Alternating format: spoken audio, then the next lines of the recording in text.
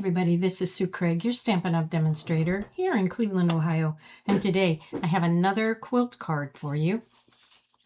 I saw this on Mary Fish's website and she gave directions for it, but there was no video. So I thought I would make a video.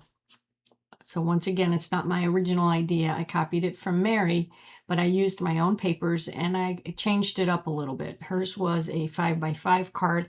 I wanted to keep mine a typical A2 size card. So I'm going to show you what we need to make this and show you some new products that will be coming out in September. Some of these products are from the online exclusives and some will be from the catalog. So let me show you what we're going to be using. The paper that we're going to use is called Autumn Opulence. I fell in love with this paper when I saw it, and I'll show you some samples of it. It's great for any kind of fall cards or masculine cards. Look at that. Yes, they have two sides.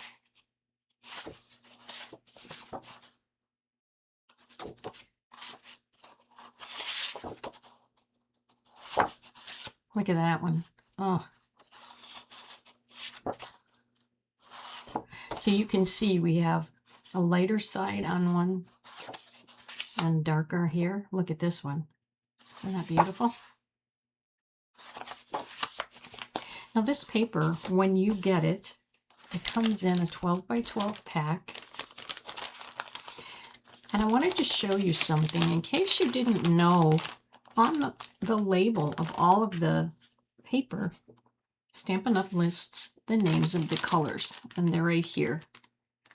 But most of the time, I don't store my paper in this. I store it in file folders. So what I do is I take this information and I put it on the paper that I have inside of my pocket here that holds my paper.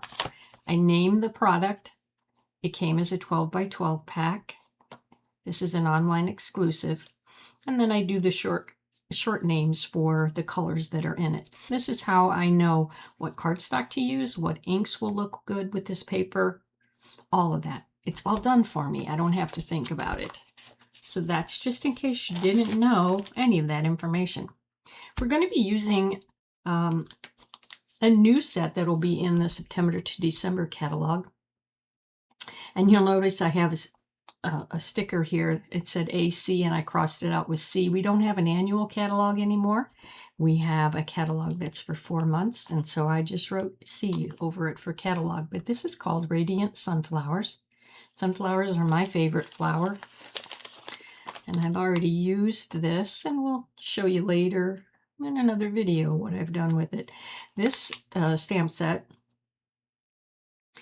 what I do in all of my stamp sets is to take clear packing tape and put it on the end.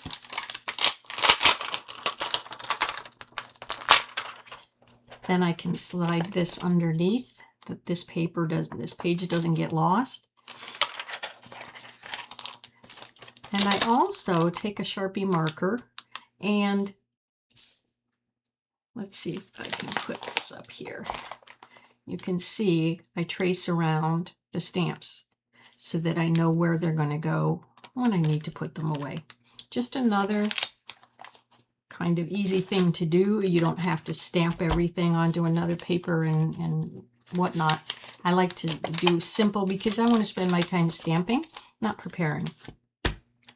So we're also going to use this huge 3D embossing folder called Floral Spray 3D, and I love this one. It has a beautiful flower in the center, and I've done different cards with that too. So we're going to do that to emboss a little bit. One of the things I'm going to use is a punch. I love the shape of, unfortunately, it's not current anymore. It's retired, and it's called Sign Design. I love the fact that it has a rounded top and a straight section on the bottom. I used a square punch, and I know we don't have a square punch anymore. It's retired, but I used a 1-inch square punch for all of the quilt squares that I made here. You don't need a square punch. You can cut out 1-inch strips and then cut those into 1-inch blocks. So here's what I'm going to lay out for you, and you don't have to write any of this down. It's all going to be in the description below. So you're going to need 1-inch pieces of cardstock or designer paper. And for Mary's quilt, for the white, I need 8 squares. And 4 of those squares we're going to cut in half. And all I did was I looked at Mary's sample and saw that there were 1, 2, 3, 4 complete squares. And then there were 1, 2, 3, 4 triangles that were together that make up a square. So that's 8 squares and 4 of them are whole, so 4 are cut. So we'll cut 4 of those. Then I looked and saw she had very dark colors for the points on the star. So I'm going to need 4 dark squares. So I picked this paper. And none of those are whole, so I have to cut all those. Then I did 2 medium colors for my squares, and then 2 that were light. This is on vanilla paper. Maybe I should have used vanilla cardstock, but we're going to give this a try. So I'm going to show you how to cut these squares. You can use scissors if you like. I like to do it on my trimmer so that it's as close as possible to being uniform. Here's what it's going to look like. You can see I've cut through the tip here and the tip here. And all you do is you line up those tips in the track. And then I put my cutting blade right over it. It's in the center and the middle here, and I cut up and down. Pretty easy. It goes pretty quickly.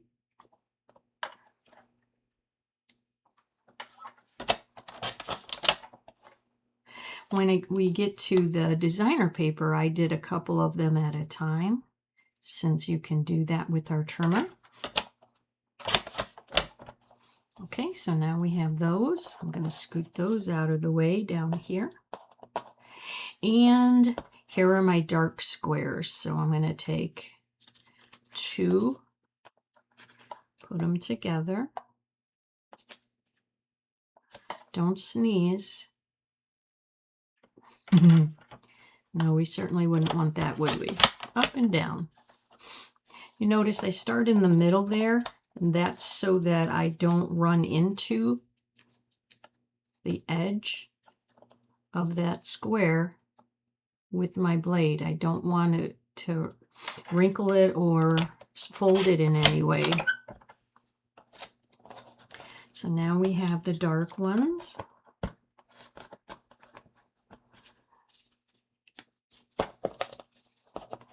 And we'll do the medium ones. And I'm just putting these in. I don't know if I've cut them all the same way or not. Hopefully it's not going to matter. Here's the light ones. Like you can see, it's going pretty quickly. And I found for myself, when I use scissors, I'm not as accurate. And it's harder to line things up when you have this. Another thing that I did is I took, well, let me show you the other pieces we need.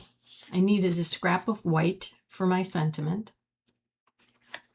I need a piece of white that is 4 inches by 4 inches, and that's what we're going to be building our quilt on. I have a piece of, oh, what is this? Cajun Craze, and it's 4 1/4 by 5 1/2. And then I have a card base, white card base, and I have it flat because I like to work on things flat, and then I will go ahead and do the cutting and all that I need to do there. I just looked at this and it looks like it's a little bit longer than 5.5, so I'm going to just trim this up a little bit. Make sure it's okay. There we go. There we go. Now, before we start, how do I know where I'm going to put these? Well, I have this as a pattern, but how do I line up my triangles and my squares? What I did was, since this is a 4" by 4" and every one of these is a 1/2 inch or an inch, I just started at 1 inch here with my scoring blade and did a line. Then I went to 2 inches. Then I went to 3 inches. You may not be able to see this, but when you do it yourself, you'll be able to see the score lines. Boy, that's hard to see, isn't it?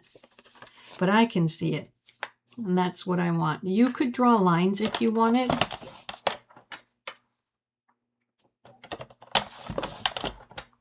One inch, 2 inches, and 3 inches. All right, we're done with this. So now I have, this is lined. There you go, now you can see it. And I'm gonna start just like I would if I were reading a book. For me, that's the easiest way. So I'm gonna put this right here in front of me, and I'm gonna start at the top left-hand corner. I found that if you're gonna use glue or adhesive, for me, it was a whole lot easier if I filled up one of the rows, like just the top row. If you're using glue, maybe it'll be a couple of squares at a time. I also found it was really nice to use the tweezers. So when I look at my card, the very first square here has one whole white square. So I'm going to take this and I'm going to look. Remember, I have mine. I can see the lines. I'm going to just match it up with those lines. And yes, it's going to be, some of it will be fine, some of it will be a little bit off, but it's a homemade card. The next one is the darkest color, and you can see I have a right angle here. So that's how I'm going to position this. And now you can see the benefit of having this already with adhesive on it. So I'm going to place this down.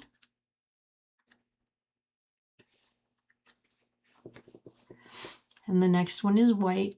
Now I suppose you could just leave that white, but when I tried that, this was raised and this wasn't, so it looked uneven. So I cut the white squares and put all of them in. So after this square, the next one here is a white triangle. So I'm going to put that in here.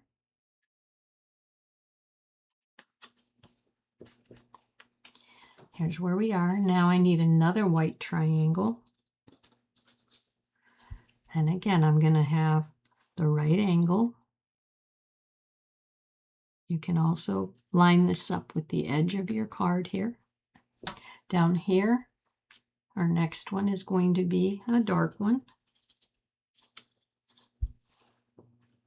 And we're going to have it this way so that the long lines will match. And finally, on the end, we're going to have another whole square. Not 2 squares, though, just 1. That would be just like me looking for that last square, not knowing where it was. And that didn't line up right.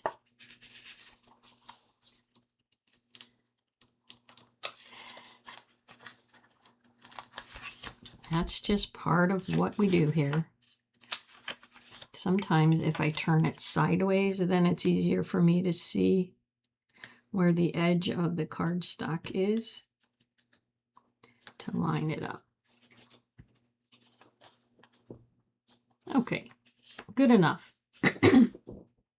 Now I'm going to look at the second row, and the first one here, which may be hard for you to see, but it's another triangle. So I'm going to put a white triangle in there. We'll do our adhesive.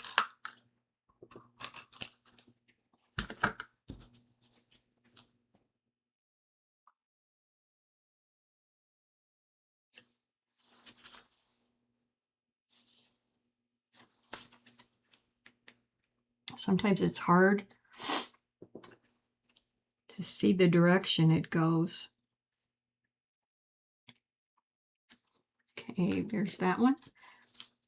The next one is a dark one.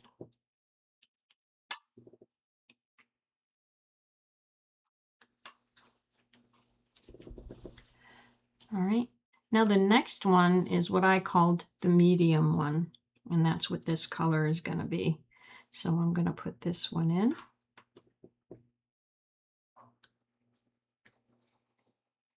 And I just picked out paper from the pack. I have no idea how it's going to look. So now the next one we're going to put in is the light paper. And I suppose you could use cardstock if you wanted.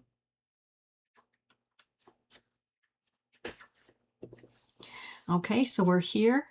Now we're going to use the medium color again.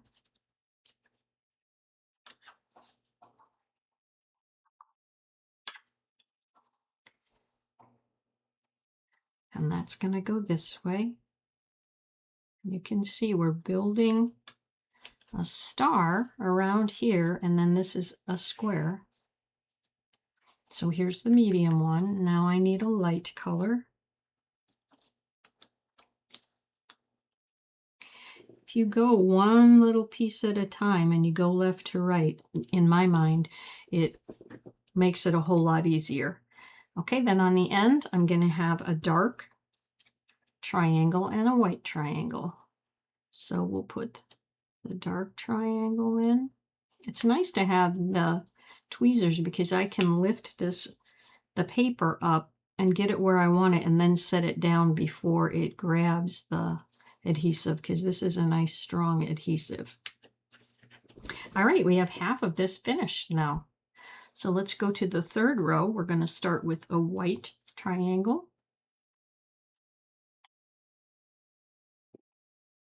And we better put some adhesive down.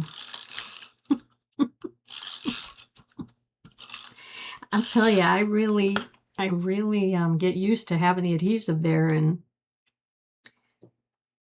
whoops, forgot I needed it. Okay, so we have a white piece. Now we need a dark piece.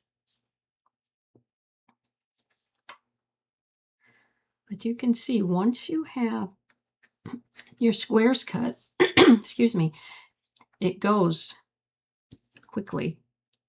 All right, we just did this dark one, so now we need the light one.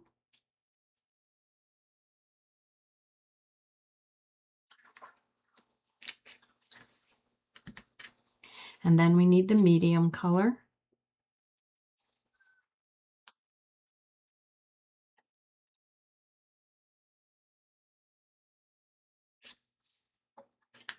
All right, we just did that one.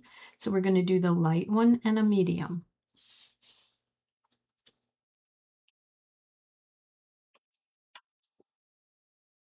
And I'm placing this kind of like the edge is the only thing touching, and then I push it down.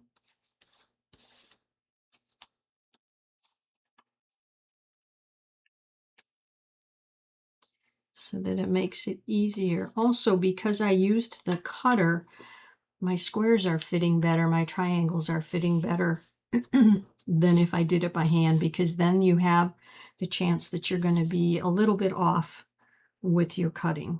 It's just how it is, just how we are.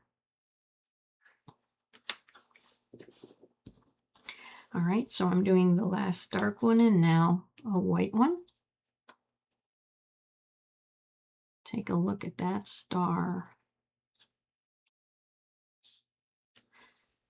And right here I can see that this is not lining up like I want it to. So I'm just going to move this a little bit and do that with my hand.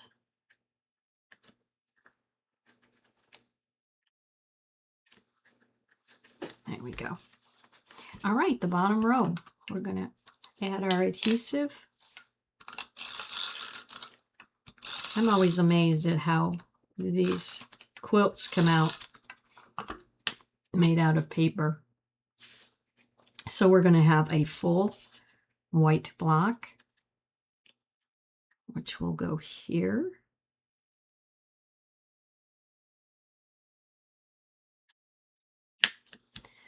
All right, and then we're going to have a dark one.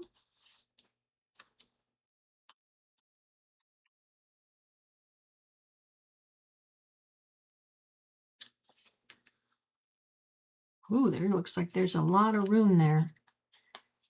Hang on.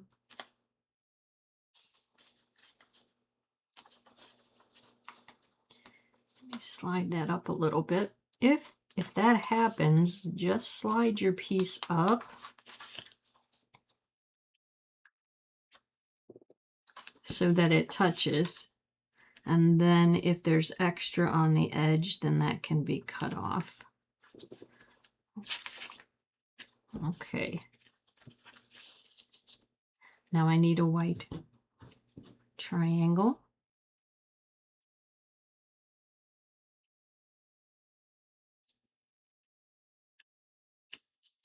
And another white triangle.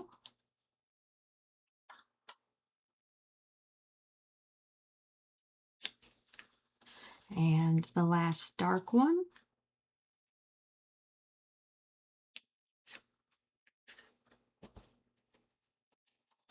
And the last whole square.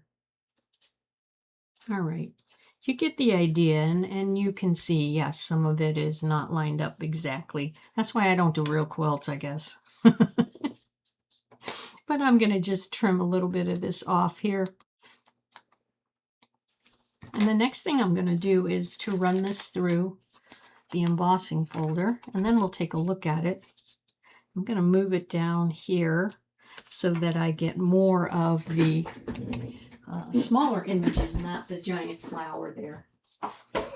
Because this is a 3D embossing folder, I am using plate 1, which is the white plate, and plate 4, which is the gray plate. And it always makes a noise. Always, always. All right, let's see what this looks like.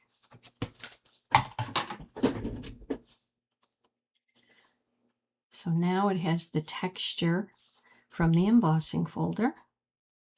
And you know what's nice too is it pushes everything down and everything together. So now it's not as obvious where the mistakes are. But now you can see that we have a square, we have the star, and you can also see what kind of looks like a pinwheel.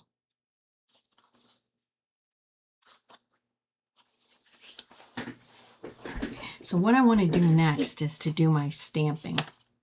So I'm going to take my piece of scrap paper and my card base. This card you could make sideways, but I wanted to do this so I would have a sentiment at the bottom. It's totally up to you though how you do that. And I wanted to experiment. I did this one in early espresso.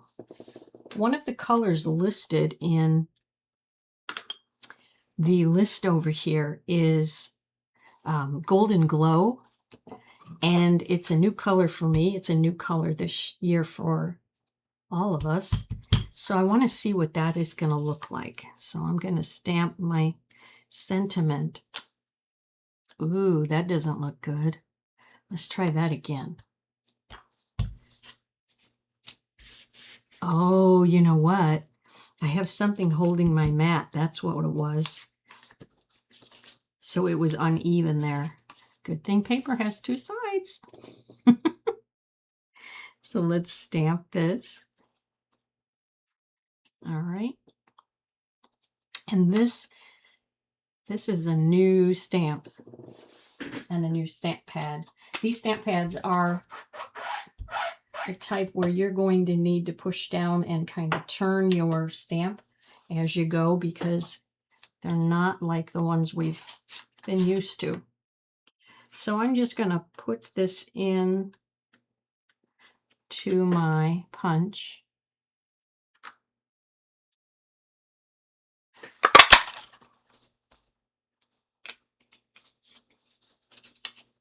I don't think I like that. I don't think there's enough of that in there. All right, so this is how the process goes. You do one, and if you don't like it, then you do something else. So let's try another color that was listed was Cajun Craze. So let's try Cajun Craze. We'll take another piece of white and see what this one will look like. I have this one and this one. So let's stamp Hello Friend. And I'm going to use my mat again. Okay.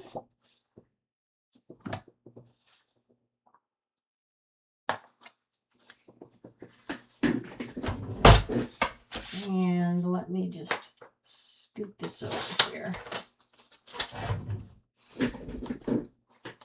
All right, we'll line this up in the punch, and I'm doing it from this side. There we go.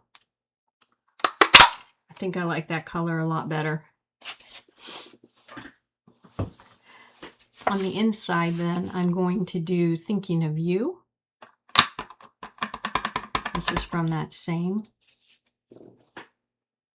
set.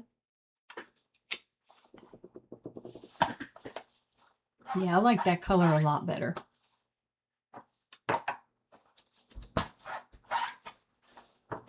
Okay, and then I took a little butterfly out of this set, and I don't want to color it in or anything, but I used Calypso Coral and just put a couple butterflies there.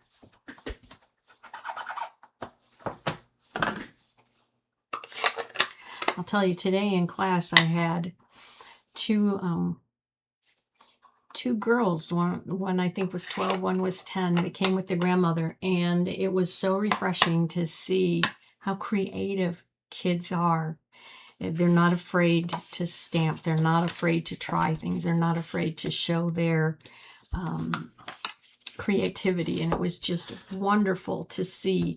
In fact, I asked if I could take pictures of their finished cards because they were different than what I had started with, and it gave me ideas. So it was just wonderful to have that experience today. We're going to build our card now, so I'm going to take the Cajun Craze, and I purposely cut it the size of my card base because I don't want white to show. And you know, sometimes I'll do a Cajun Craze base and then put white inside, you know, my one piece of white. Sometimes I will do my color here and then white on the inside. So it really doesn't matter. You're still using that cardstock. All right, so we're going to put this on top, and I like to use dimensionals, so I'm going to pop this up. And I have heard people say that they don't like adhesive on these, it doesn't stick. I don't know what your experience is, but in my experience, I've not had a problem with that. But my cards don't sit around. They go to a local hospital for my card ministry, and that hospital puts the cards on a patient's dinner tray. You know, so each patient gets a card on their dinner tray. So, excuse me. We'll pop this up too. Hello, friend.